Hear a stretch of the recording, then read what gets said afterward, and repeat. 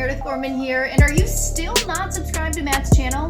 Well, if you're not, hit the subscribe button because he's giving out free picks each and every week. Hope you have a good rest of your day. UFC 310, guys, is days away, the last pay-per-view event of the year. And we have a solid card, deep card, like what I see here. Maybe surprised at the top. We'll talk about that here shortly. A couple 5-rounders. Co-main is a 5-rounder. A lot of I got to keep remembering. I missed it on one or two of the cards. A lot of these co-mains are becoming 5-round fights. I like it. Definitely, if there's like a title shot, winner gets a title shot. If it's a big fight, definitely agree with it, especially on these pay-per-view cards. So we'll talk about the cards. We'll break down the main card. Like always, guys, provide free picks, leans, price talk, and more. Systemsportscapping.com or link.me/systemcapping for client opportunities, resume, records, comments, and more. It's been a good year in the UFC. 67% pay-per-view cards on the year, average line plus money, guys. Keep that in mind. Not big favorites here with the system. It's going to be another big year in the UFC. We continue to beat the books long-term in the UFC year after year. Week off last week. We did have a profitable event 2 weeks ago in China. We're on Yan and Yan. The first ever same name parlay in the UFC. Yan and Yan. Both got the job done. We got that around even money. So good price there. We also on Alberg by decision at plus 280 on that card as an insurance bet. So it's another nice card for myself and clients. Like this video, guys. If you are listening on Spotify or Apple Podcasts, please take about 10 seconds just to review it. It would be much appreciated. Of course, 5 stars will go a long way. Let's get right into this card, guys. Let's get right into it.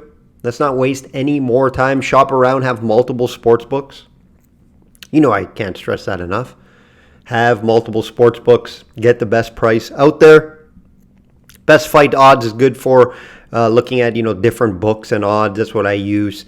So definitely use that to find the best book, or just scroll through different books. Just best fight odds, kind of breaks it down easier. Main event, Pantoja minus 275 versus Asakura plus 210. Again, shop around. There's different numbers out there. I see Asakura, up all the way up to like plus 220 on some books. Pantoja even goes up to like in the 300s, 285. Shop around there. It's more of an average line. It's not often you see a debut fighter get a title shot. There's been times, but usually, it was earlier in the years of the UFC. Only a handful of times. However, here we are. The Japanese star comes over, Asakura, and the risen champion. He's been in that organization forever. I think since like 2017, 2018. And it hasn't been clean for him, right? He has 2 losses since 2000. So 2 losses in his last 4 years, guys. Hasn't been smooth sailing for the guy. Yet he's getting the big shot here. Big star in Japan, right?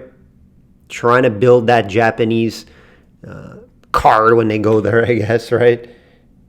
Just when you look at the resume, it's just such a big resume advantage for Pantoja, right? Asakura is fighting Japanese fighters. Like I mentioned, he has 2 losses. One, he got knocked out. That was back in 2000. Then he went on a little bit of a run, then lost by decision. Another thing to mention, he hasn't fought any 5-round fights. That's something to stress here. But like going back to the resume advantage, Pantoja's fighting the best flyweights in the world. Right? Asakura is beating up guys in Japan. It's just a big difference here, big gap to really know how good Asakura is and how that skill set will carry over to the UFC, right? Flyweight, we always know it's a weak division. They're always looking for contenders. That's why UFC's giving Asakura this big title shot right away. That's a big reason, guys, right? Pantoja really doesn't have anyone else to fight. So let's see what this guy can do. And he does have some power. He is an exciting fighter, guys. He will bring the fight. I am not ruling him out of this fight. But if we look at skill set, resume, it's hard to stay off Pantoja here. Right? Ascora, from watching his tape, just likes to come forward, heavy hands. He could really hurt somebody. Saw him break some guy's jaw in one of the fights. I saw a highlight on that. Just some concerns, right? He's never fought 5 rounds. This is a fight you probably expect to go kind of deep. Also, when he's fighting in Japan, you don't have to weigh in at 125. A lot of the fights he's coming at 135, 130, so we got to look at the weight cut there. I don't expect it to be an issue, but that is something to keep in mind. And then, if it does go later, 4 or 5 rounds, how does that weight cut affect them? A lot of concerns here, right? I do believe Pantoja, looking from a stats and standpoint of who's better in which departments in the fight game, you got to give Pantoja the grappling and wrestling advantage, right? I give Ascora maybe the power, maybe some striking advantages, but, Pantoja should be able to get this fight down to the ground. On tape, I've seen Ascora multiple times get taken down and out-grappled versus lower-level guys than Pantoja.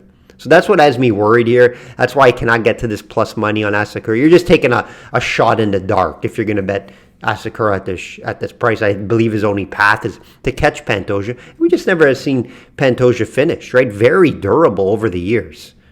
All 5 of his losses has been by decision, guys. So why now? Why now? Could he catch him? Yes. Yes, he could, right? You could walk across the street, get hit by a bus. It's very possible, right? I wouldn't say it's very possible. It's possible, right? I just haven't seen it from Pantoja. We haven't seen it. So you're telling me this guy's going to come over from Japan, tough travel, first time fighting in Vegas. A lot of disadvantages for him, in my opinion, guys. Hard for me to bet against Pantoja here in this spot. Got to look at him in some capacity this weekend. He will make my client card. I haven't decided on how. Maybe I'll move more to an outcome. Maybe play rounds.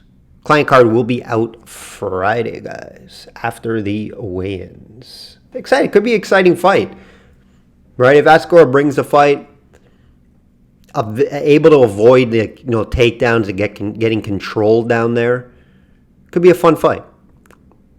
Co-main, another fun fight. Maybe a better fight, in my opinion. Rakhmonov minus 400 versus Gary plus 300. Big line here. Do I agree with it? Not really. I agree Rakhmonov should be, at least a, 2.5, 3, line favorite, I would say. 4 is steep. Very hard to bet, Rakhmonov at this price. We got 2 undefeated guys here. Agreed to fight each other. We love that. We love that. Sometimes they avoid these fights, right?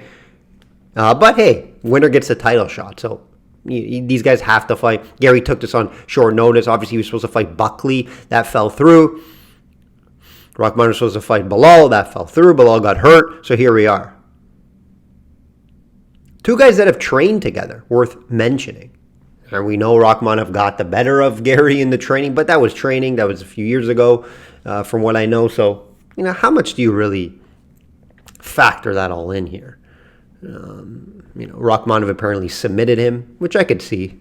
Right, Gary's continuing to improve his grappling, but Rakhmonov is going to have the wrestling and grappling advantage here. There's no secret. But Gary has been improving his wrestling and takedowns as of late. Rakhmonov is not a pure wrestler, right? He's not known for taking guys down. His takedown percentage is very low. What was it, 29% accuracy in his takedowns?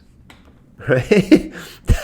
That's not good, but when he gets you down, very good grappler, he could choke you out. When you look at that Gary plus 300, you think, oh, nice price, right? Like, I would say there's some value at plus 300. I'm not ruling him out of this fight. I think Rakhmonov wins it, 8 or 9 times out of 10.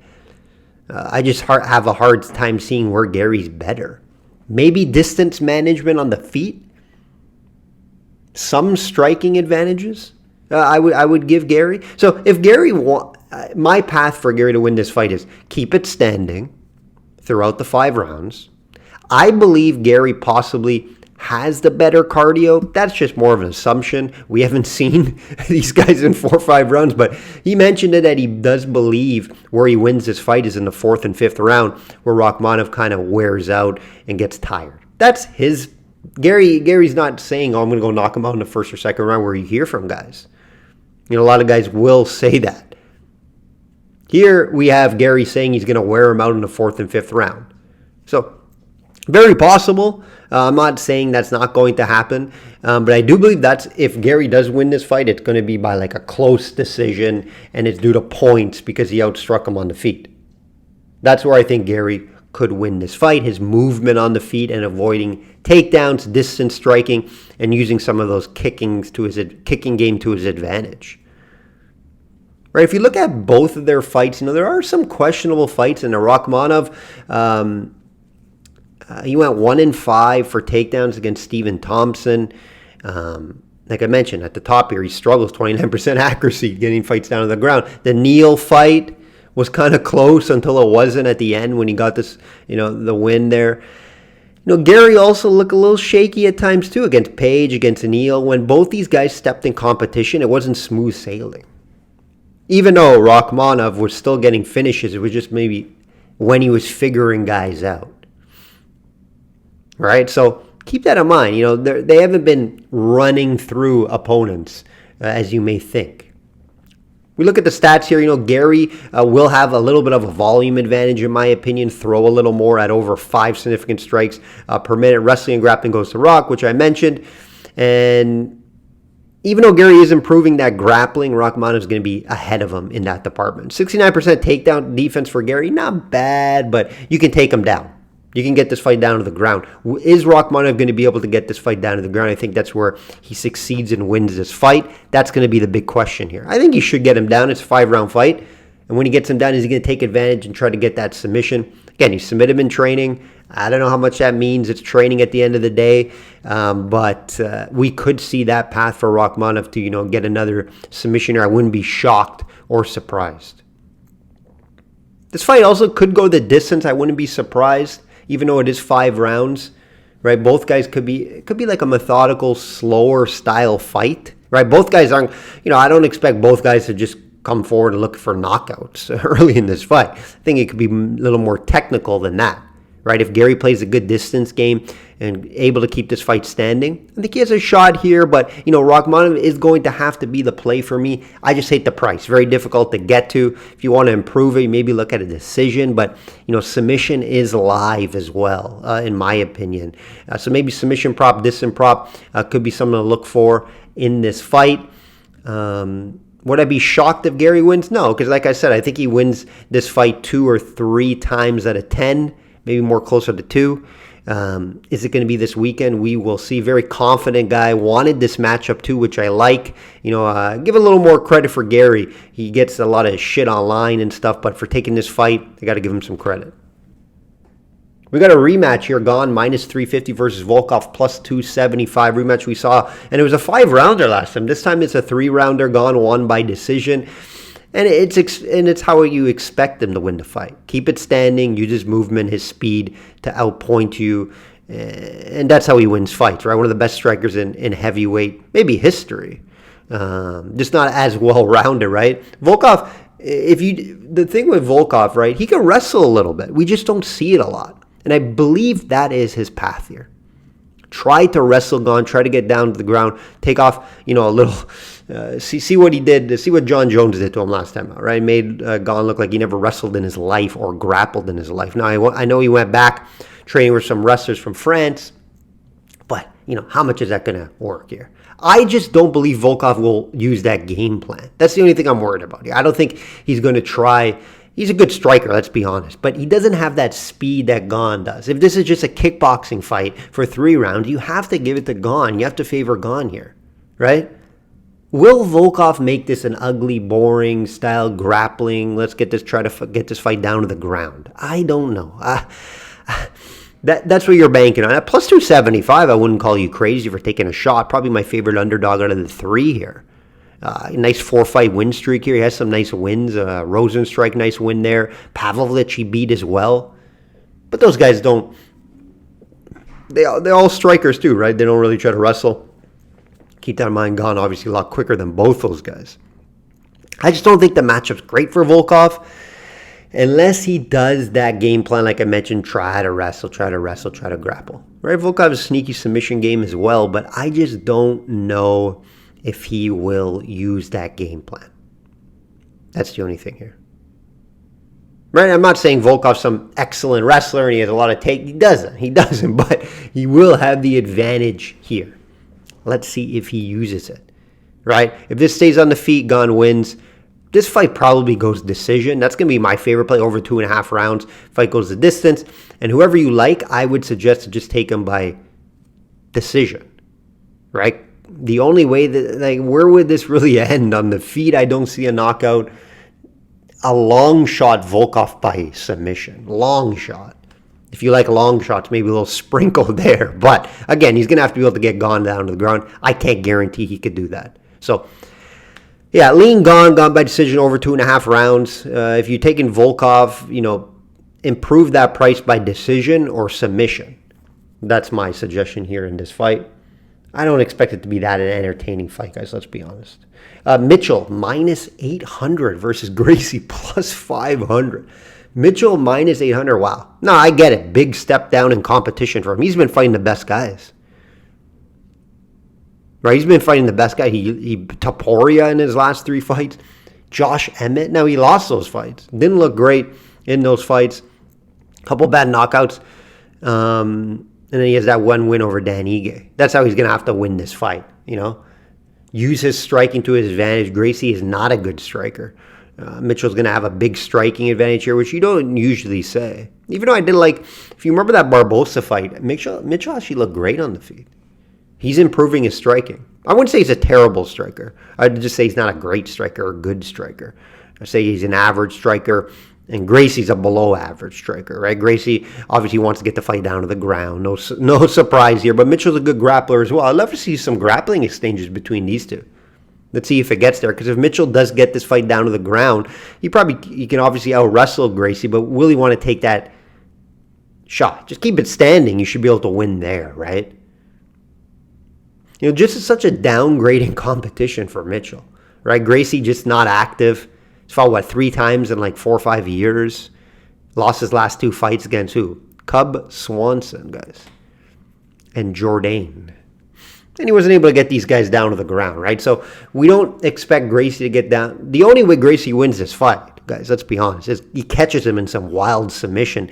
And it's due to Mitchell maybe being lazy on top. It's not because Gracie took down Mitchell. That's not going to happen. It would be Mitchell taking down Gracie and Mitchell getting sloppy or lazy and Gracie catches him in something. Such low odds, right? It's such low odds. So very difficult to bet Gracie here. Mitchell, you don't know where his mind is. He's all over the place.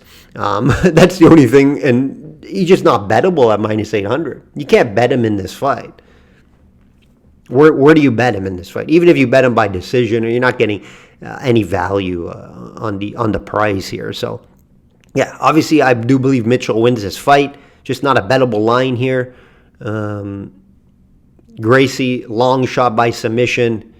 If you want to bet that, go for it.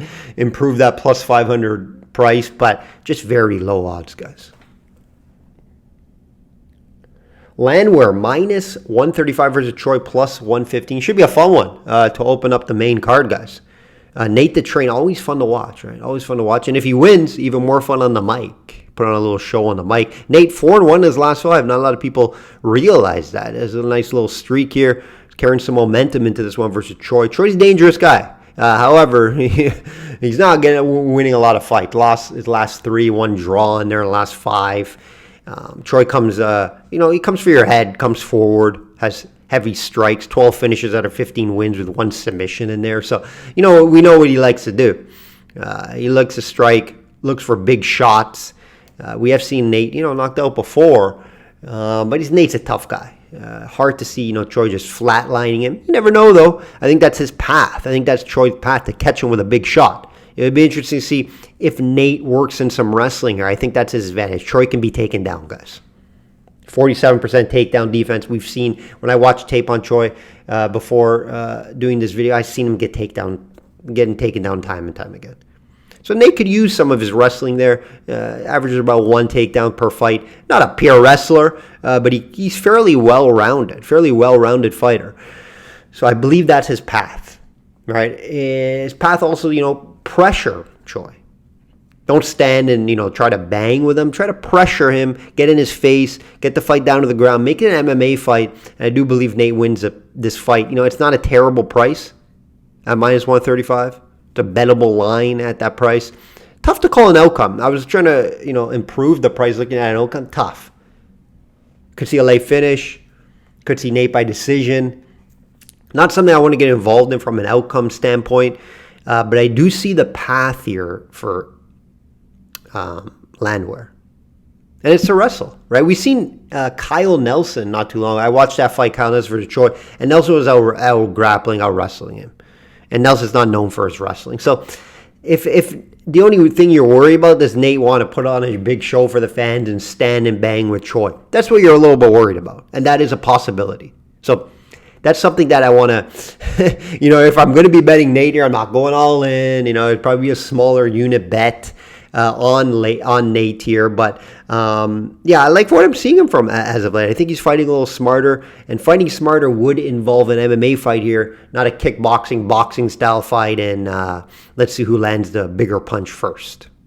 That will do it, guys. That will do it. I like this card. Some good fights in the prelims here. I'll have some client plays in the prelims as well, breakdowns in email format. So if you want some of those bets, definitely get on board. It's the last pay-per-view card of the year. Let's end with a bang. It's been a good year in the UFC. Let's continue that for the rest of the year and, of course, next year. Like I always say, guys, bet smart and know your limits. Enjoy this card.